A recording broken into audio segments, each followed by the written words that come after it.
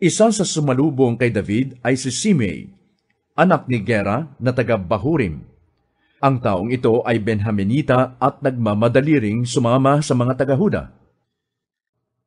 Kasama niya ang may 1,000 katao buhat din sa Benjamin. Nagmamadali ring bumaba sa Hordan si Ziba, ang alipin ng sambahayan ni Saul, kasama ang kanyang 15 anak na lalaki at 20 alipin. Tumawid sila sa ilog upang tulungang makatawid ang sambahayan ng hari at upang gawin ang anumang ipag-utos niya. Nang tatawid na lamang sila sa Hordan, nagpatira pa sa harapan ng hari si Simei. Sinabi niya sa hari, "Kalimutan na po sana ninyo ang kasamaang ginawa ko nang kayo'y papaalis noon sa Jerusalem. Patawarin na po ninyo ako sa lahat ng ito. Inaamin ko pong nagkasala ako sa inyo, kaya po naman ako ang nauna sa mga liping tagahilaga upang sumalubong sa inyo, mahal na hari."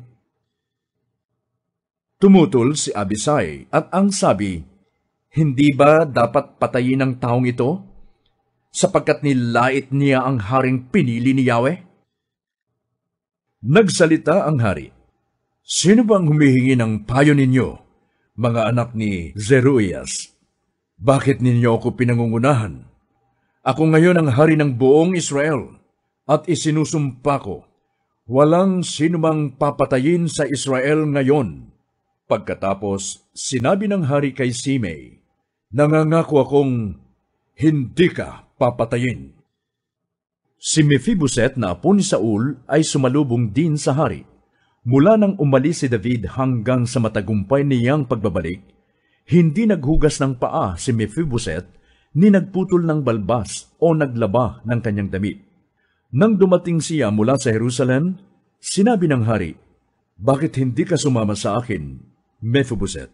"Mahal na hari," wika niya, "alam po ninyong ako'y pilay, kaya ipinahanda ko po sa aking katulong ang sasakyan kong asno upang sumama sa inyo.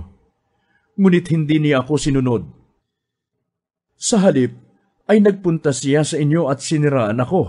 Alam kong kayo'y tulad ng anghel ng Diyos, kaya gawin po ninyo sa akin ang sa palagay ninyo'y nararapat.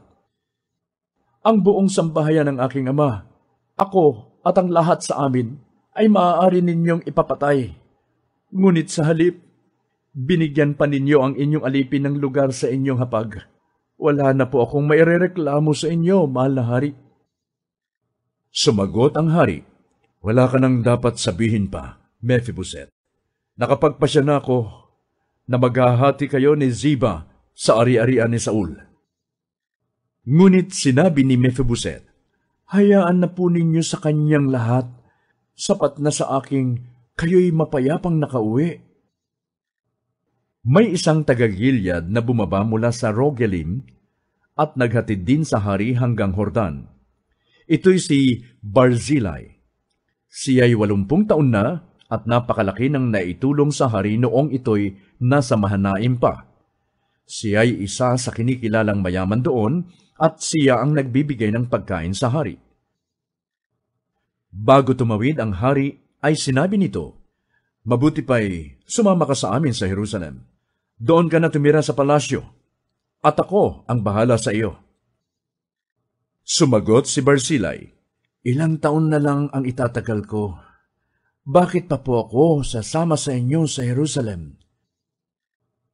80 taon na ako, at wala nang kasiyahan sa mga kalayawan. Hindi ko na malasahan ang sarap ng pagkain at inumin. Wala nang pang-akit sa akin pati magagandang awitin. Magiging pabigat lamang ako sa inyo, mahal na hari. Ihahatid ko na lang kayo hanggang sa makatawid ng Hordan. Hindi na ninyo ako kailangang gantimpalaan ng ganito. Hayaan na ninyo akong magbalik sa aking bayang sinilangan at doon ko nahihintayin ang aking mga huling araw sa tabi ng puntod ng aking ama at ina. Narito ang lingkod ninyong si Kamaam. Siya ang isama ninyo, ang katulong kong ito, at kayo na ang bahala sa kanya." Sumagot ang hari, "Sige, Isasama ko siya. Gagawin ko rin ang lahat ng gusto mo para sa ikabubuti niya. Tungkol naman sa iyo, gagawin ko rin ang lahat ng gusto mo. Tumawid sa Hordan ang lahat. Bago tumawid ang hari, hinagkan muna niya at binasbasan si Barzillai. Pagkatapos, umuwi na si Barzillai sa kanyang tahanan. Nagtuloy sa Gilgal